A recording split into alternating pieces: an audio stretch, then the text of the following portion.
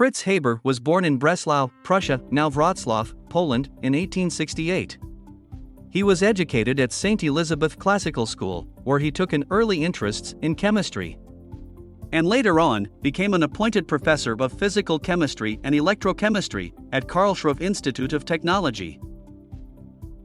Scientists knew nitrogen was crucial to plant life. They also knew the Earth's supply of usable quantities was quite limited. But Fritz Haber discovered a way to convert the nitrogen's gas in the Earth's atmosphere into ammonia that could be used in fertilizer. It was most likely the most important innovation of the 20th century. It sustains the food base for the equivalent of half the world's population today. In 1901, Fritz Haber married Clara Immerwahr, a brilliant chemist herself. But it wasn't long before Clara's research took a seat back to the demands of being a homemaker and a mother. Meanwhile, Fritz Haber's career flourished, and around the start of World War I, the German army requested his help in the development of replacing explosive shells with poison gases. Haber, unlike his friend Albert Einstein, was a German patriot, and he willingly became a uniformed consultant to the German War Office. During the World War I, he began his own experiments on using chlorine gases as a weapon. One test resulted on the deaths of several German troops. Defeats on the front lines hardened Haber's resolve to use gas weapons, despite Hague Convention agreement prohibiting chemical agents in battle. Clara Haber, however, condemned her husband's weapons work as barbaric.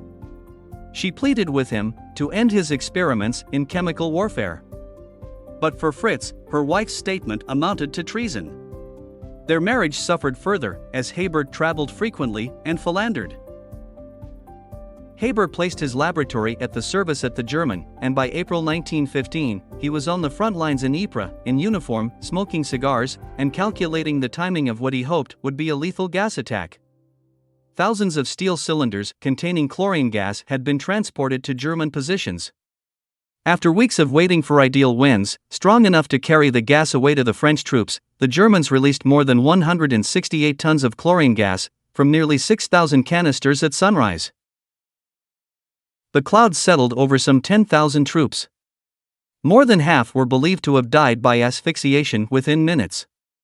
There was no technology to protect the soldiers from this new weapon, and operational gas mask was not available, so the Allied soldiers improvised with linen masks, soaked in water, and respirators made from lint and tape. Stunned by their overwhelming outcome of the attack, the Germans tentatively advanced, losing an opportunity to exploit their success. More attacks were launched by the German troops using the gas as a weapon. Fritz Haber was soon after given the rank of captain. He returned to his home in Berlin to attend a party in his honor. Hours after the party for her husband, Clara wandered into the garden with Haber's army pistol. She pointed the gun to her heart and pulled the trigger, taking her life. By the end of the war, the Germans were using mustard gas on Allied troops, but improvements in gas masks and filters for various chemicals enabled the Allies to adapt. Despite his Nobel Prize, Haber's post-war life was hardly filled with honors.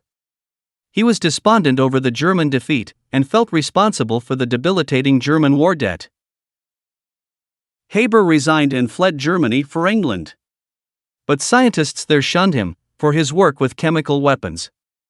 He traveled Europe, fruitlessly searching for a place to call home, then suffered heart failure in a hotel in Switzerland in 1934.